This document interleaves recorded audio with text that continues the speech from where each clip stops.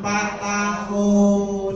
Sedangkan TK sasarannya anak usia 4 sampai 6 tahun. Jadi baru mlebu ning kelompok bermain nek wis usia 4 tahun pindah ke TK, masuk TK.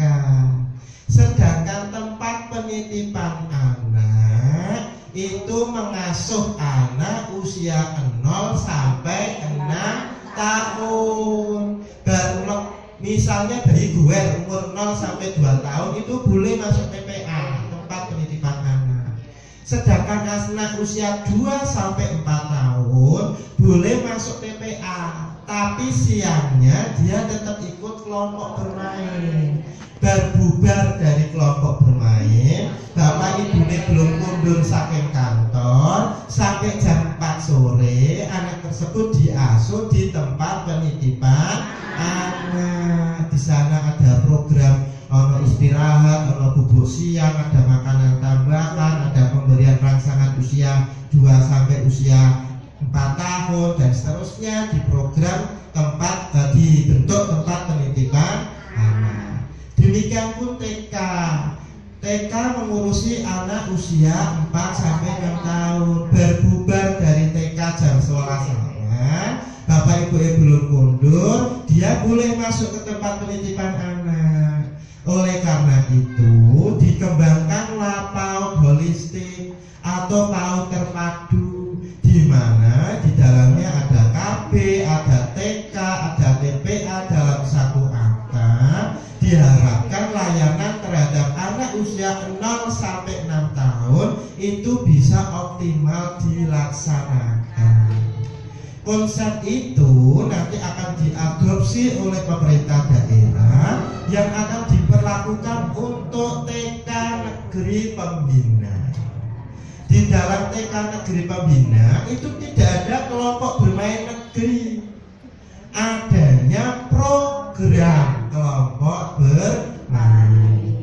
Jadi menurut peraturan pemerintah, pendidikan anak usia dini itu dapat berbentuk sebagai satuan pendidikan, juga dapat berbentuk sebagai program pendidikan, termasuk janjane iki duwe sedulur lagi di Sanggar Kegiatan Belajar SKB.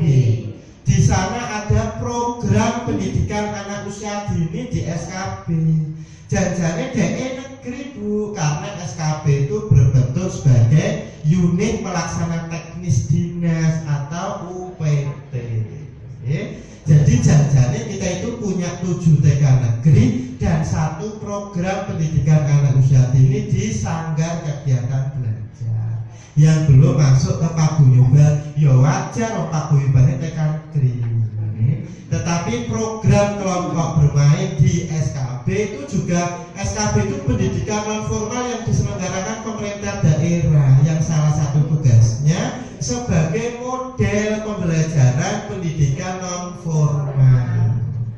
Demikian pun TK negeri pembina juga sebagai model pembelajaran pendidikan anak usia dini di lingkup kecamatan. Panjenengan semua itu menjadi rujukan, menjadi contoh bagi TK dan kelompok bermain atau satuan pendidikan anak usia dini di lingkungan kecamatan masing-masing. Baik itu perilaku, baik itu tata kelola administrasi, baik itu penataan tempat dan seterusnya, termasuk 8 standar pendidikan itu menjadi contoh, menjadi rujukan bagi TK-TK yang lain. Oleh karena itu TK negeri pembina mempunyai beban dan tanggung jawab yang luar biasa. Baik itu dari sisi perilaku berpakaian Bapak Ibu, berseragam, termasuk pembelajarannya, model pembelajarannya, RPP-nya, silabusnya, katalognya, buku induknya, mebelernya itu menjadi contoh dan rujukan TK yang lainnya, gitu. Sehingga Bapak Ibu pada kesempatan ini kami sarankan, ayo bareng-bareng membenahi TK Negeri Pembina agar bisa menjadi suri teladan, menjadi contoh bagi TK-TK yang lainnya. Sanggup boten iki? Lah nek belum sanggup kaya TK Negeri Kecamatan Reban Kepanggonan Sari kok belum sanggup. Nggih monggo matur diskusi dengan bagian program, diskusi dengan bidang PAUD, air, listrik dan telepon bagi TK negeri yang belum memiliki fasilitas instalasi listrik air telepon. Ada juga mebeler bagi TK negeri yang mebelernya kurang. Ada juga kegiatan untuk rehab lanjutan atau pembangunan lanjutan dari TK negeri Kecamatan Warungasem dan Wonotunggal yang sempurna, termasuk di TK Gringsing itu ada pembangunan pagar dan pembangunan ruang kelas kelihatan yang jauh dan segera disurvei, termasuk kegiatan-kegiatan pembinaan kecakapan hidup sejak dini dan kegiatan-kegiatan yang lainnya. Ujian Bapak Ibu, alhamdulillah ya. Bapak Ibu yang kami hormati, selanjutnya informasi yang ketiga yang tadi saya sudah maklum di awal terkait dengan bantuan operasional sekolah personalia, di mana TK negeri itu punya lift spesialis dibandingkan TK swasta. Karena apa? TK negeri yang gurunya itu berijazah linier dan memiliki pengalaman kerja, khususnya guru non PNS nih. Karena ada beberapa TK negeri yang memiliki guru non PNS. Itu baik itu program kelompok bermainnya maupun TK negerinya itu mendapatkan alokasi yang sama. Kategori 1 itu 1 juta rupiah per bulan per orang. Bapak Ibu yang guru non PNS berapa paling banter gaji bulanannya?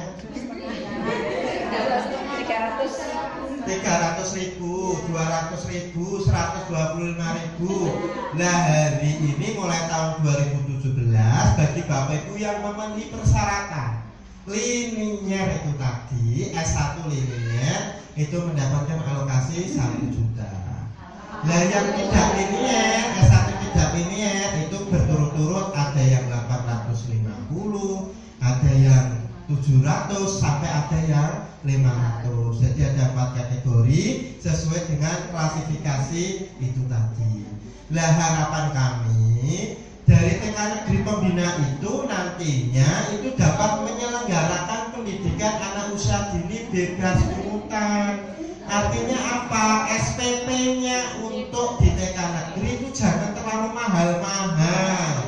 Panjenengan sudah kami subsidi nanti ada 63 juta. Itu harapannya dapat menopang biaya operasi selama 1 tahun, sehingga yang dibebankan kepada orang tua siswa melalui SPP itu hanya terkait dengan kebutuhan peserta didik, meliputi seragam, pemberian makanan tambahan untuk anak-anak, kemudian buku, majalah dan seterusnya. Itu yang bisa dibebankan dengan SPP.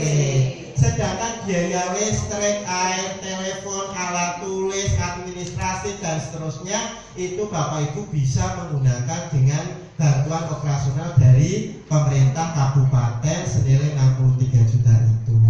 Termasuk tahun yang akan datang kami naikkan menjadi 90 juta.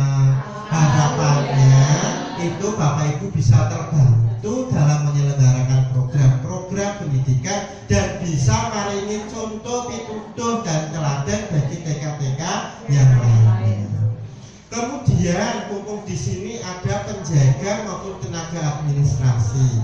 TK negeri itu boleh ada penjaga yang merangkap tugas sebagai petugas kebersihan, tetapi ada persyaratannya. Syaratnya minimal berkualifikasi ijazahnya minimal SMP sederajat.